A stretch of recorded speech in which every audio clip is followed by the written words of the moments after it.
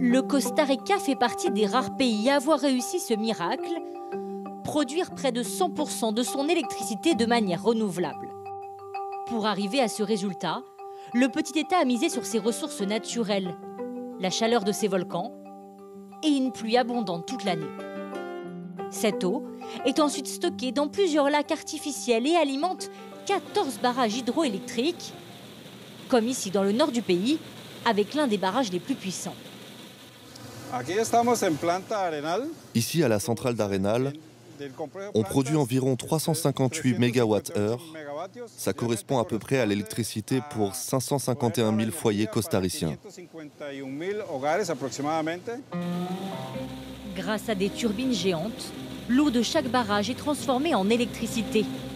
Les 3/4 de la production du Costa Rica proviennent de cette méthode.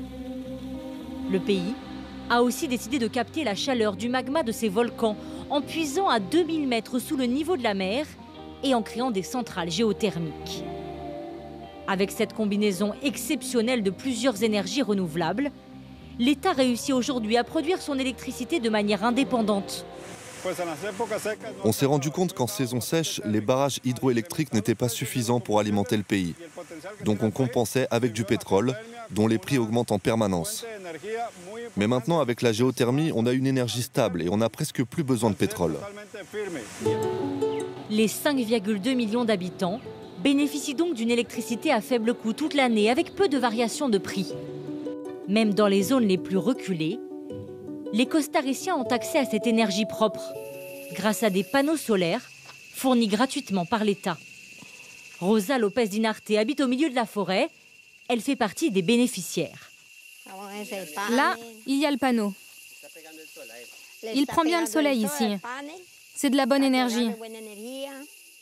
Désormais, la septuagénaire a l'électricité partout dans sa maison. Une petite révolution pour elle. Moi, je n'avais jamais vu de panneau solaire avant. J'ai trouvé ça étrange au début. Mais maintenant, je peux recharger mon téléphone, regarder la télévision et avoir la lumière. Ça marche tout le temps. Et vous savez, moi, je suis une vieille dame, donc j'ai besoin de tout ça.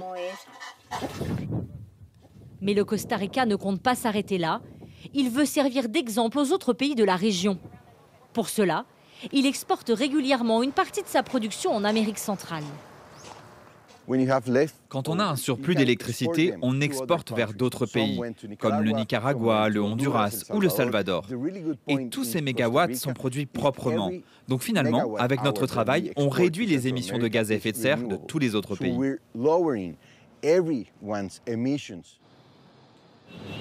Si le pays produit une électricité presque entièrement renouvelable, les habitants utilisent encore majoritairement l'essence pour leurs voitures.